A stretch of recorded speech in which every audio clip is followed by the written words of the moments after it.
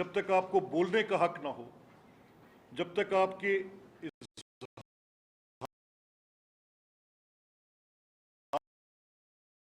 मुनासिब बात नहीं है। बट अप्रोप्रिएट थिंग इज कि आप पहले आर्टिकल 19 को देख लें कि आर्टिकल 19 जो आपको फ्रीडम ऑफ एक्सप्रेशन का राइट देता है वो क्या कहता है। आर्टिकल 19 क्लियरली सेज, उसका पहला प्रोवाइजो तो आपको हक दे रहा है, और साथ ही 19A आपको subject to any reasonable restrictions imposed by law. अब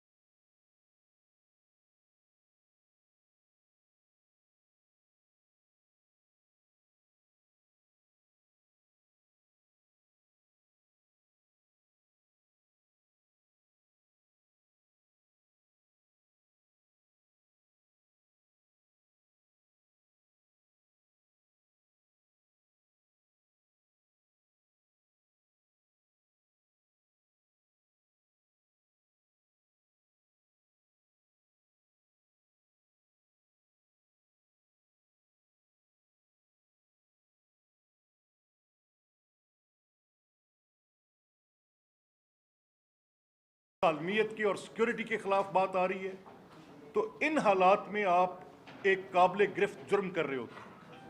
तो इमरान रियाज साहब के खिलाफ जो मुकदमा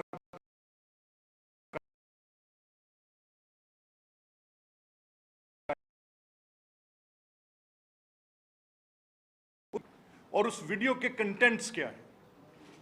वीडियो के कंटेंट्स ये हैं कि वो पाकिस्तान के सऊदी अरब के साथ ताल्लुकात पर अपनी एक राय कायम कर रहे हैं, और उसमें वो रियासती अदारों के सरबराहान के खिलाफ भी अपनी एक राय कायम कर रहे हैं।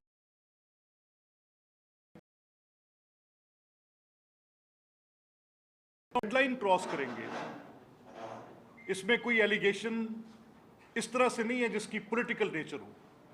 इसकी पूरी की पूरी उनके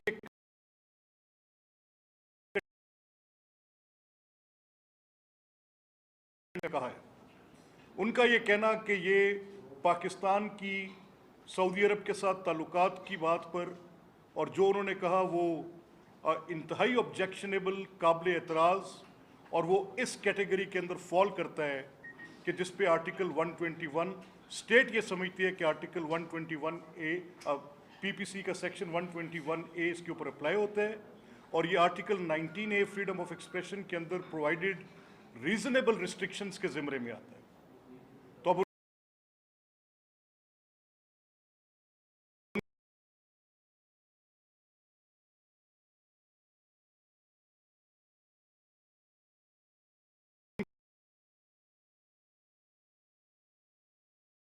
वहाँ से उनको गिरफ्तार किया गया है, और लाहौर हाई कोर्ट का जहाँ की जुरिस्डिक्शन है, उनका हमारे पास कोई ऐसा ऑर्डर नहीं है। अगर होता तो हम अदालत की हुक्म अदूली कभी नहीं कर सकते। अदालत के हुक्म को हम बिल्कुल उसकी लेटर एंड स्पिरिट में उसके ऊपर अमल दरामद करते। अब जब ये सूरत हाल थी, तो इसमें जब उनकी गिरफ्तारी हुई तो रूल ऑफ लॉ एक चीज़ का नाम है, कोई शख्स भी अबव द लॉ नहीं है। अगर उनके खिलाफ मुकदमा दर्ज है, काबिल गिरफ्त है, कॉग्निजेबल है, तो ये कोई एक ऐसी शख्सियत कि क्या उनके खिलाफ वो अबव द रूल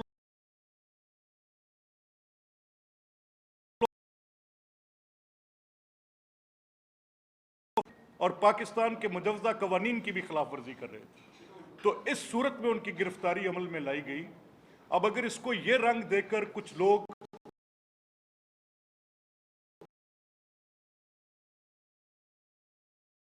तो हमें पता है कि उनकी एक जो पोजीशन होती है, एक जर्नलिस्टिक पोजीशन होती है, मैं इस पे कोई कैद नहीं लगा सकता कि आप अपना ओपिनियन फॉर्म नहीं कर सकते, लेकिन अगर आपके उस पूरी बात से बायस रिफ्लेक्ट करता हो, आप एक पॉलिटिकल पार्टी के नुमाइंदे बने हो, आप एक पॉलिटिकल पार्टी के लिए अपने डिजिटल प्लेटफॉर्म्स को प्रोवाइड करते हो, आप उन डिजिटल प्लेटफॉर्म्स के जरिए लोगों की इज्जतें उछालने का धंधा करते हो, आपके डिजिटल प्लेटफॉर्म में आपकी जो भी इनपुट्स आती हैं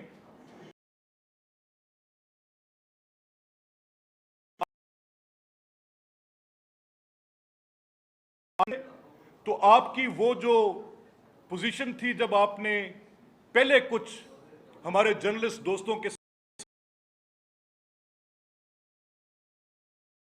तहत उस वक्त के गवर्नमेंट के तहत पर्चे दर्ज हुए, तो आपने जस्टिफाई किया और एग्जैक्टली इन्हीं लाइंस पे जस्टिफाई किया कि ये जस्टिफाइड एक्ट्स हैं, ये क्योंकि इन्होंने आर्टिकल 19A की खिलाफ वर्जी की है, ये क्योंकि पीपीसी की सेक्शन 121 के ज़िमरे के अंदर आती हैं, और ये जो है मामलात सेडिशन के और गद्दारी के आपने फतवे दिए उन जर्नलिस्ट के ऊपर। तो इसीलिए कल से जितने भी इंडिपेंडेंट जर्नलिस्ट हैं वो आपकी उस पोजीशन को और इस पोजीशन को रिलेट कर रहे हैं, और ये जो आपने पोजीशन इख्तियार की है वो आपने एक पॉलिटिकल पार्टी के इंटरेस्ट को सर्व करने के लिए की, जो वो पोजीशन ले रहे हैं उस लाइन को आप टो कर रहे हैं। So I just want to establish this fact Pakistan के अवाम उन्नास के सामने कि हमें उनके साथ कोई ज़ाती रंजिश नहीं है, लेकिन अगर वो स्टेट ऑफ पाकिस्तान के उन अदारों का जो कि टीवी के आगे आके बोल नहीं सकते, जो कि अपनी बात नहीं कर सकते, अब इनका वेट इतना नहीं है कि इनको इतना इस वक्त DGISPR आ जाएं और वो आके इनका the one who is punching above his size वो आके कहें कि ये बात जो कर रहे हैं गलत। ये तो एक 5th जनरेशन वॉरफेयर का हम सब पाकिस्तान के खिलाफ जो वो ममालिक हैं जिनकी एजेंसीज यहाँ पे काम कर रही हैं, वो पाकिस्तान की सॉवरेनिटी को अंडरमाइन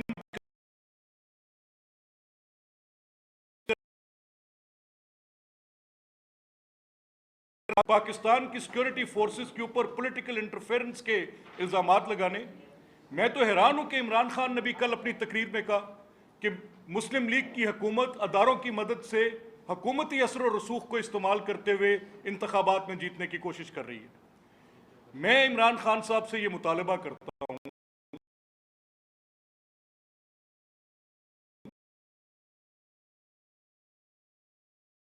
मैनिपुलेट कर रहे हैं। मैंने फिर कहा कि अगर आपके पास कोई सबूत है तो प्लीज लेकर आए। बार बार हम ये कह रहे हैं कि आप ये बिल्कुल बेबुनियाद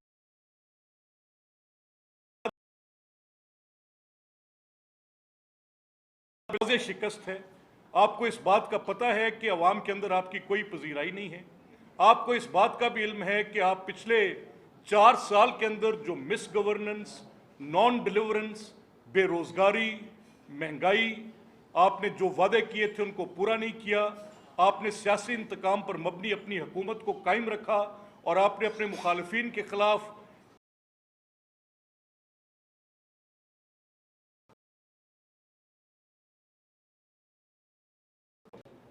हम तो इंसानी हकूक के अलमबरदार हैं। हम तो कहते हैं कि we stand for the protection of human rights, but ये जो केस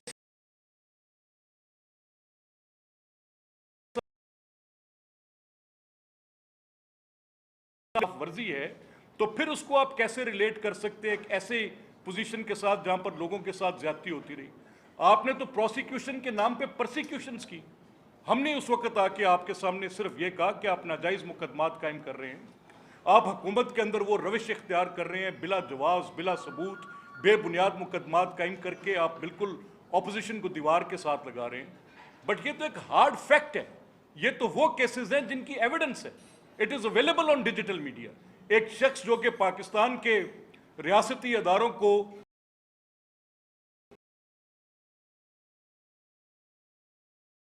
मुताबिक उनको नहीं पता कि वो कह रहे हैं वो पाकिस्तान के इंटरेस्ट को कैसे डैमेज कर रहे हैं। He can go to any extent. क्या इजाजत दे दी जाए? क्या कोई शख्स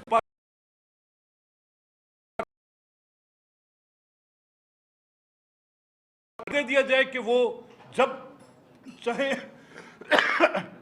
एक्सक्यूज मी पार्डन, जब चाहे जैसे चाहे जिस तरह का मर्जी लाकर लोगों के ऊपर वो इल्जामात लगाने शुरू कर दे और वो उनके ऊपर कोई चेक ना हो, ये आज़ादी इजहार नहीं है। बिल्कुल ये आज़ादी इजहार नहीं है। आज़ादी इजहार का मतलब कतई तौर पे मैं खुद I am an advocate for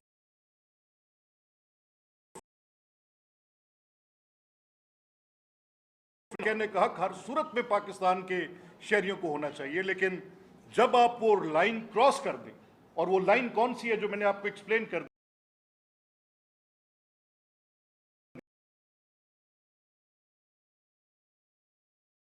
एक ऐसा ओहदा है या मेरे पास कोई एक ऐसी पोजीशन है, चाहे मैं किसी जुडिशरी के बेंच पे बैठा हूं, आपको हक हासिल है। अगर आप मेरी ज़ात पे तनकीद करते हैं या आप मेरे फैसलों पर तनकीद करते हैं, अगर मैं पाकिस्तान की आर्म्ड फोर्सेस में हूं, अगर आपके पास कोई क्रेडिबल इंफॉर्मेशन है तो उसकी बुनियाद ये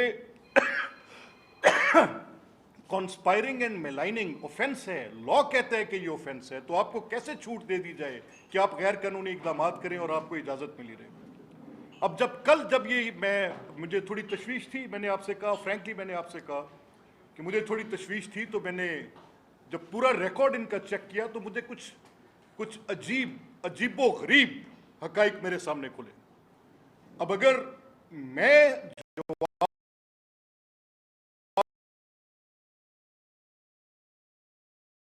हम सब अपने मामलात के जवाब दें हैं, तो फिर यहाँ पे सेक्रेड काउज नहीं हो सकती। अगर आप ये समझते हैं कि आप एक जर्नलिस्ट हैं, आपके पास एक प्लेटफॉर्म अवेलेबल है और आप एक प्लेटफॉर्म पे बैठ के आपके पास लाइसेंस है to kill anyone, that is not the case sir. आप ये नहीं कर सकते। आप खुद भी देखें, फिर आपको अपने क्रेडेंशियल्स बयान करने पड़ेंगे। आपके अपने क्रेडेंशियल्स में बहुत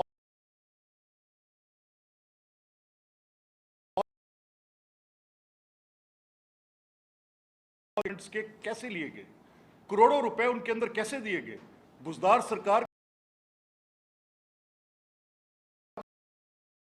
ये भी कहूंगा कि अगर ये केस है, अगर वो सवाल हमसे हो सकता है, वो जवाब हमें एफआईए इन्वेस्टिगेट कर सकती है। वो जो मनी लॉन्ड्रिंग के बेबुनियाद केसेस थे, ये तो बड़े क्लियर एविडेंस के साथ केसेस है। तो फिर ये साहब भी बताएं आके कि यकदम इनकी जो माली सूरत हाल थी वो कैसे इतनी बुलंद हुई कि वो एक बड़े साहिबे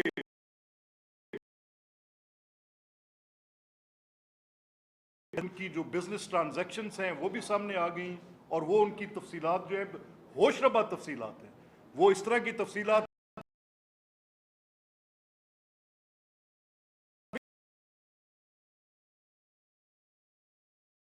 it's a huge villa, bungalow है वो, कोई 4, 6, 8 कनाल पर मुहित होगा गालिबन, जो तफसीलात मेरे पास आई है। इर्रेगुलर है, उसका सोर्स आज तक क्लियर नहीं है। Who knows where it has come from, किसके पैसे के साथ वो बना, कोई उसकी डिक्लेयर्ड इनकम की कोई ऐसी पोजीशन ही नहीं है कि वो अपने आप को बयान कर सके। उनके टैक्स रिकॉर्ड्स ये जाहिर नहीं करते कि उनकी क्या पोजीशन है कि वो कैसे ये कर सके। सो मीनिंग बाय जो मैं आपसे कह रहा हूं कि अगर हमने कोई पॉलिटिकल विक्टिमाइजेशन करनी होती या इस बात पर कि उनका कोई हमारे साथ नजरियाती इख्तलाफ है, तो हम बर्दाश्त करते हैं। नजरियाती इख्तलाफ को बर्दाश्त करना जमहूरियत का हुस्न है, वो मुझसे करें। लेकिन मिलाइन करके आर्टिकल 19A की सरीहन खिलाफ वर्जी करनी और आर्टिकल 121A के खिलाफ जाना, ये दो बड़ी अजीब बातें। फिर मैंने उनकी वो पोस्ट देखी जो वो खुद सोशल मीडिया पे डालते हैं अपने यूट्यूब चैनल्स पर और बाकी चीज़ों पर। उसमें वो बड़ा क्लियरली कहते हैं कि अब पाला हमसे पड़ा,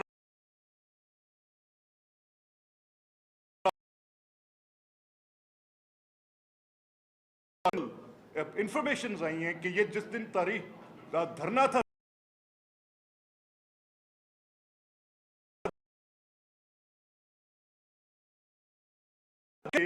ये कहते पाए गए, ये सुना गया कि ये कह रहे हैं कि कहीं बाहर से को फोने शोने आ रही हैं। ये उसके प्रोपोगेशनिस्ट थे। एक बड़े मारूफ आलिम दीन के साथ इनकी ये सारी पूरी बातचीत हो रही थी, एक बड़े मारूफ आलिम दीन के साथ। और ये ही वॉज क्लियरली सेइंग कि जी देखे, हमें बाहर से इतलाएं आ रही हैं, हमें बाहर से कह रहे हैं पाकिस्तान में हमें किसी पे एतबार नहीं है, हमें बाहर वाले कह रहे हैं कि आप धरना उठा ले, ये हुकूमत जो है टूट जाएगी, इसको जल्दी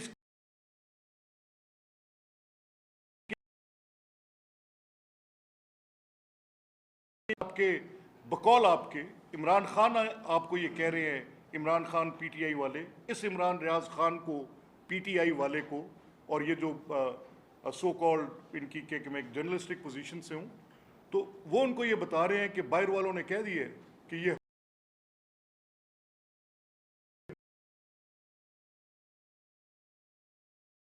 करते वहां पे सुने गए, बड़ी क्रेडिबल इंफॉर्मेशन है, वो लोग खुद आके टीवी पे कह सकते हैं कि जिन्होंने ये सारी बातें सुनी। सो मैं ये कहना चाहता हूं कि इस गिरफ्तारी पर अगर सारा पाकिस्तान निकलेगा तो मेरा ख्याल है कि फवाद अभी कह रहे थे सारा पाकिस्तान निकलेगा। फवाद साहब, सारा पाकिस्तान आप नहीं है।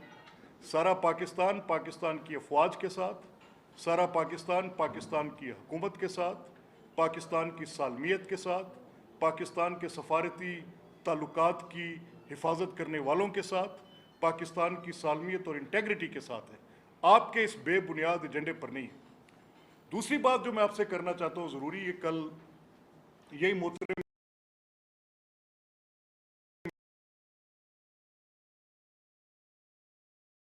और खत डाल के कहा कि ये बिजली 100 यूनिट से नीचे क्यों दे रहे हैं। इलेक्शंस हो रहे हैं, ये वोट्स को ल्योर कर इलेक्शंस हो रहे हैं पंजाब के 20 अजला के अंदर, और वो पूरे पंजाब की 12 करोड़ की आबादी,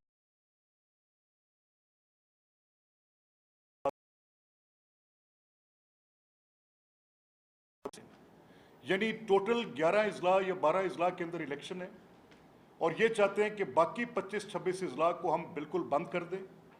जो फाइड्यूशरी रिलेशनशिप इन लोगों के लिए, इनकी जो इन लोगों को रिलीफ देने के लिए मेरे ऊपर एक इंटरेस्टमेंट है, उसको मैं परफॉर्म ना करूं और इनकी इस लगव बात को मैं सुनूं। आज गरीब आदमी का चूल्हा चलाने के लिए मुझे ये बात कहने में कोई यार नहीं है। आप सबको पता है इस ग्राउंड रियलिटी।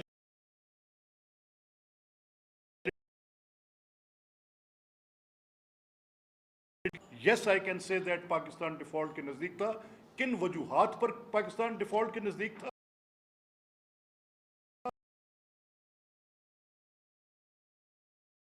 कैसे आप तेल बाहर से महंगा लेते, बाहर से महंगा तेल खरीद के पूरी दुनिया में महंगा है। आपके अंदर हौसला होना चाहिए था, आप आके अपने लोगों को बताते कि ये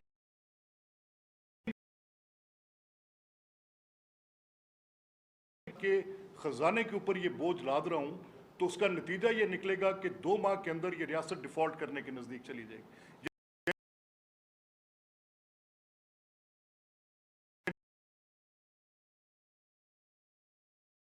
रहे थे जब आपकी अपनी कोई ऐसी बात नहीं थी, आप पैसे भी आईएमएफ से ले रहे थे। आईएमएफ से पैसे लेके एक अनकैलकुलेटेड, एक ऐसी चीज जिसका आपने पाकिस्तान के खजाने के अंदर हिसाब भी नहीं रखा हुआ था, वो एक अनऑथोराइज्ड सब्सिडी आप दे रहे थे। और वो सब्सिडी सिर्फ आप इसलिए दे रहे थे कि आप अपनी सियासत बचाने,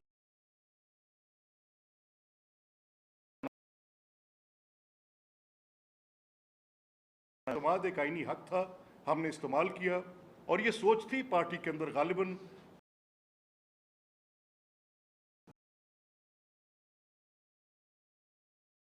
हम फौरी तौर पे इंतखाबात में चले जाएं, तो फिर ये मुश्किल फैसले किन के लिए छोड़ दें। यानी हम भी अपनी सियासत बचाएं, हम तेल की कीमतों में इजाफा ना करें, आईएमएफ के साथ जो इनके किए गए मुआहदे हैं उनकी पासदारी ना करें, और खुद भी हम इलेक्शंस में चला जाएं और मुल्क को free for all, for a fall जहां गिरता है इसको छोड़ दें और केयर टेकर्स के हाथ में चले जाएं। तो फिर पॉलिटिशियंस कभी इन 22 करोड़ लोगों को अपना चेहरा ना दिखा सकते। ये हमने मुश्किल फैसले किए हैं, इसलिए किए हैं कि आज सियासत बचाने से पहले रियासत बचाने की बात है। और मैं I am speaking from my heart, मैं कोई बिल्कुल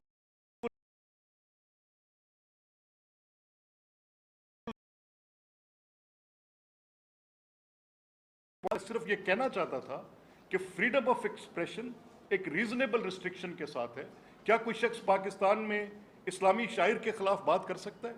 अगर करेगा तो यही आइन उसको रोकता है, इसी आर्टिकल 19A के अंदर रोकता है। क्या कोई शख्स पाकिस्तान की सालमियत के खिलाफ बात करेगा?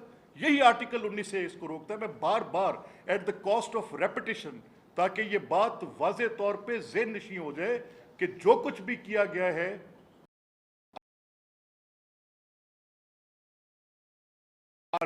तो इस जुर्म को ना करने की कोई वजूहात हैं तो वो बताएंगे, अदालत में साबित करें।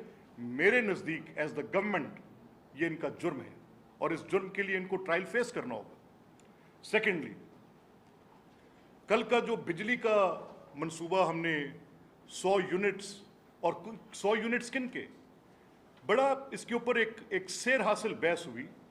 2 माह के करीब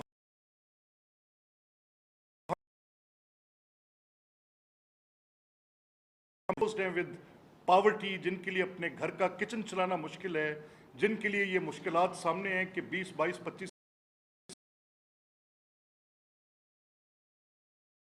कैसे चला के रख सकें, किस तरह ये बिजली के बिल। तो गवर्नमेंट जो होती है वो बुनियादी तौर पे अवाम के लिए एक सर्विस प्रोवाइडर होती है, एक सहूलत का नाम होता है।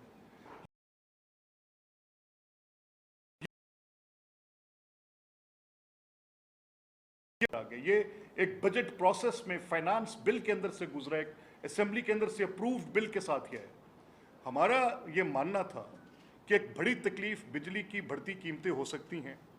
अगर हमने पेट्रोल पे कितनी लिटिल सब्सिडी, हमारी टारगेटेड सब्सिडी, हम उन लोगों को, उस तबके को देख रहे हैं जो कि सबसे ज़्यादा एक्सपोज है इसके अंदर, जिसको सबसे ज़्यादा ज़रूरत है इस रियासत के वसाइल।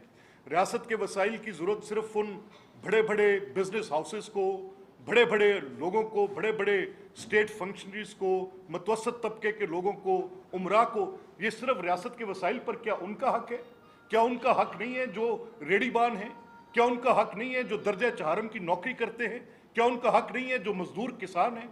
और अगर ये हुकूमत, मुस्लिम लीग नून की और इत्तेहादियों की ये हुकूमत इन वसाइल का रुख उन जरूरतमंद तबकात की तरफ मोड़ती है तो तहरीक इंसाफ को इस पर एतराज़ है। 4 साल में आप तो कभी कुछ ना कर सके। और अगर वो लोग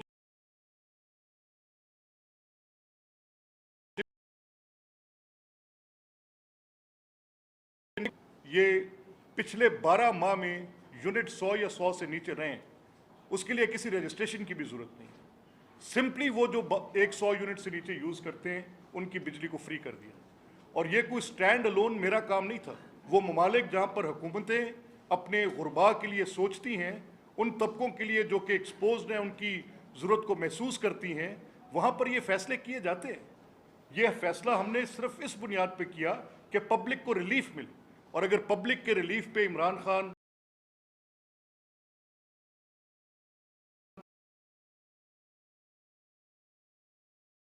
सेकेंडली एंड लास्टली मैं आपके साथ ये बात करना चाहूँगा।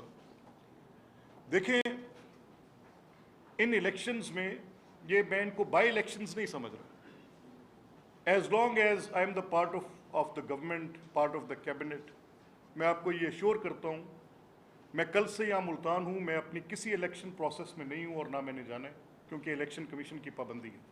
अगर मुझे शौक और ख्वाहिश होगी और मैं समझूंगा तो I will step down from a law minister first to go in to participate. इनके वज़रा की तरह नहीं करूँगा कि अपनी हुकूमती पोजीशन को इस्तेमाल करता। मैं अगर समझूंगा कि जहाँ पर मुझे किसी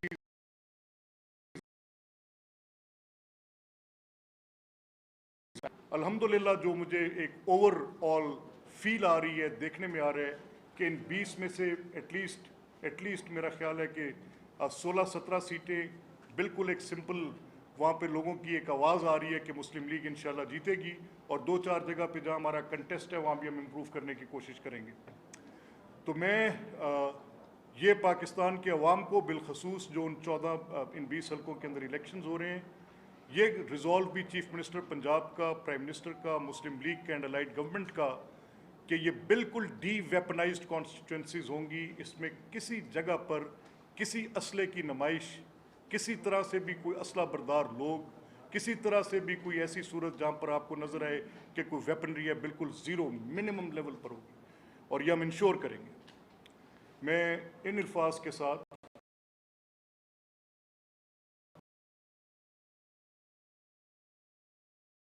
वो तो फिर एक को इस्तेमाल करेंगे, बाकी जब 98 या 95 का बंद कर देंगे तो ये सब्सिडी फिर इस हिसाब से वो भी लेंगे। नहीं, देखें, आप इसकी स्लैब को अंडरस्टैंड करें। 100 यूनिट की जो कंजम्पशन है वो अमीर आदमी की नहीं है, उसकी स्लैब्स है।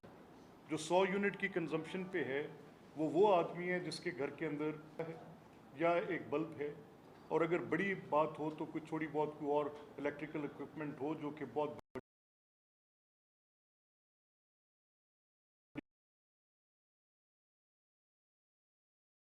इलेक्ट्रॉनिक चीज़ें हैं, तो उनकी स्लैब भी 200 से ऊपर से स्टार्ट होती है, 400 से ऊपर से स्टार्ट होती है। वो that won't be a factor जो आप कह रहे हैं, वो उसके अंदर ऐड ऑन होगा। इसकी हमने एहतियात की है कि किसी वजह से भी कोई उसके अंदर इस तरह की कोई पिलफरेज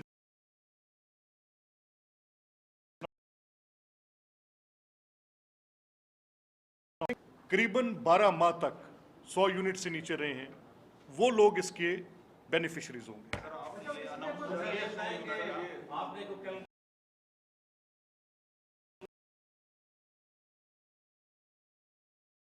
कहते हुए मुझे एक तकलीफ भी है, और alarmingly it is a high number. मेरी ये दुआ और ख्वाहिश है कि पाकिस्तान और बिलखसूस पंजाब में लोगों की औसतन आमदन बढ़नी चाहिए, उसके लिए वसाइल पैदा किए जाने चाहिए, उसके लिए मौके फ़राहम किए जाने चाहिए।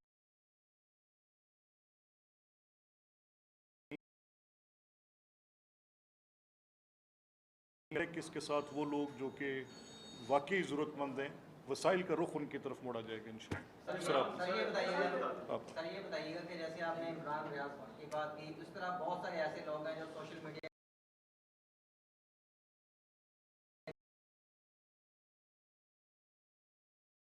तो साफी है, जो टारगेट कर लिया गया बस उसी को टारगेट किया जाए।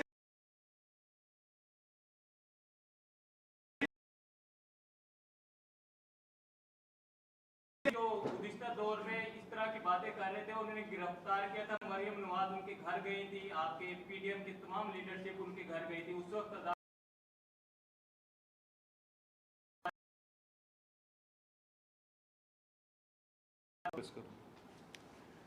देखिए, मैंने बड़ा क्लोजली मॉनिटर किया है कि वो कंटेंट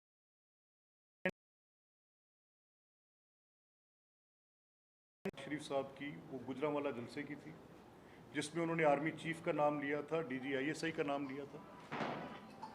उसके अलावा जो हमारा सोशल मीडिया विंग था, उसके तरफ से भी कुछ चीज़ें ऐसी थीं जो कि काबिल एतराज़ समझी जाती थी और कहा जाता था कि ये फ़ौज पे तनकीद। अब इस तनकीद का ज़रा पैमाना देख लें कि अगर मैं ये तनकीद करता हूँ कि आप फ़लाँ जगह पर आपकी इन्वॉल्वमेंट आ रही है, तो मुझे सबूत के साथ कहना चाहिए। नंबर 1, एविडेंस पहले ज़रूरत है। नंबर 2, अगर मेरे पास एविडेंस नहीं है इस चीज़ का, तो मुझे इस कोर्स पे नहीं जाना चाहिए। अगर मेरे पास एविडेंस है तो मुझे ज़रूर कहना चाहिए। मैं रियासती अदारों का पाकिस्तान की सियासत के साथ ताल्लुक़ कोई नहीं। इन कंट्रास्ट टू दिस वो क्या कहते हैं? फवाद चौधरी कहते हैं काशिफ अब्बासी के ARY के TV चैनल पे बैठ के कि फ़ौज का एक सियासी किरदार है जो रहना चाहिए।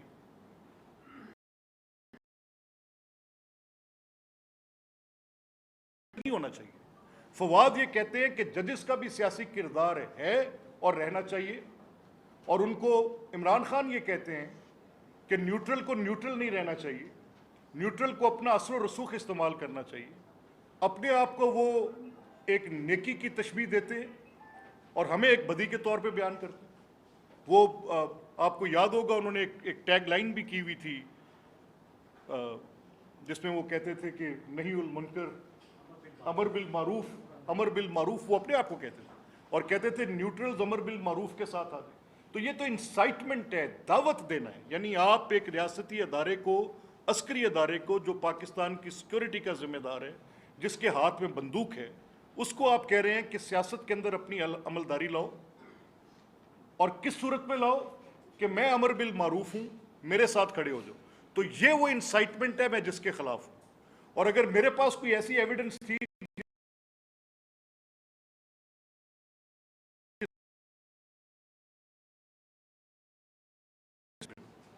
सेकेंडली, ये जो आज मसला उठ रहा है कि इमरान खान और उनकी पूरी जमात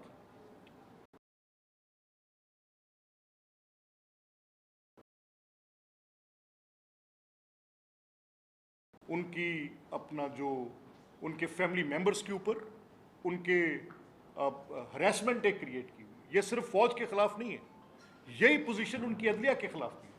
उनके जो सोशल मीडिया एक्टिविस्ट हैं वो ऑर्गेनिक नहीं है, वो मैनिपुलेटेड है, झूठ पर मबनी है, ऑल्टरनेट फैक्ट है, ऑल्टरनेट ट्रुथ है। ओरिजिनलिटी में वो एक जमात के चंद एक्टिविस्ट हैं और फिर वो इन टूल्स को इस्तेमाल करते हैं इंटरनेट के ज़रिए, अपनी उन गैजेटरीज के ज़रिए, यानी एक एक फ़ोन से, एक एक अकाउंट से 20-20, 22-22 ट्वीट्स, वो जो सब्ज़ाज़ार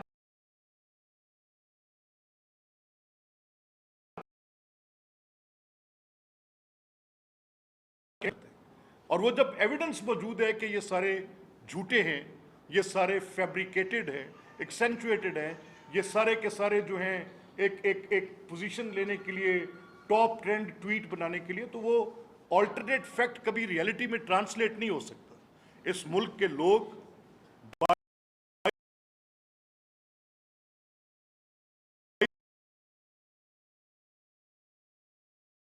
ये वो लोग हैं जो इंतशारी हैं। इमरान खान की सरबराही में वो निकले हुए हैं बाहर। इमरान खान को आप देख लें, जिस दिन से पाकिस्तान की सियासत का हिस्सा है, आप उनका वो एक्ट देखें जो उन्होंने किया 14 अगस्त, वो जो दाद धरना वाला केस था, आप वो एक्ट देख लें जब चाइना के सदर वाला मामला,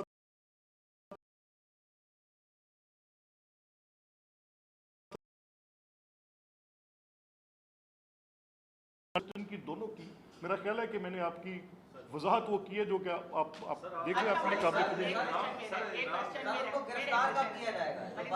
जैसे कि अब ये सारे माइक आपके आगे रखे हुए हैं, ARY जो इस टाइम स्क्रीन पे और नेशनल चैनल है, मरियम का कहना कि इस माइक को पीछे हटा लो, उसकी वजह से उसको क्या इख्तिलाफ, वो ARY से क्या उन्होंने थोड़ा कहा ARY is a party, ARY is not a channel के वो कोई रिस्पॉन्सिबल। मैं ओपनली आपकी मौजूदगी में, अगर आपका ARY से ताल्लुक है, ARY सारा दिन एक मलिशियस कैंपेन करता है। ARY के अंदर बैठे लोग सारा दिन झूठ की बुनियाद पर, जिसको मैं जाती तौर पे जानता हूं,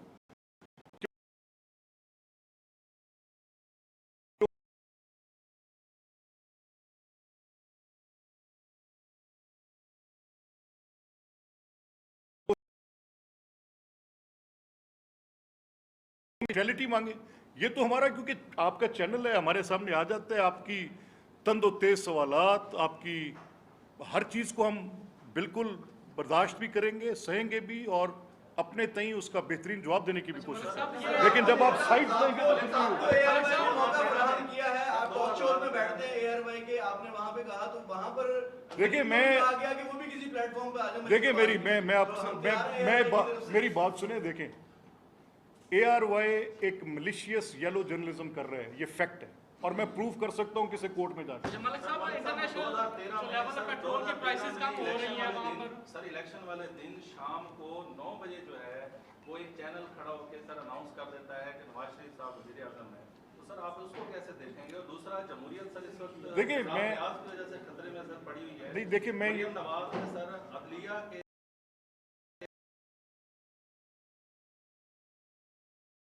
वो सब देखिए, चलिए एक यहाँ रोक लें, यहाँ रोक लें, यहाँ रोक लें। देखिए,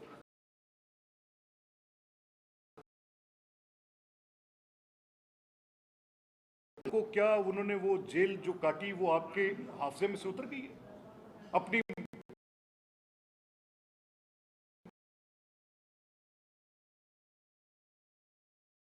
आप हौसला कर सकते हैं?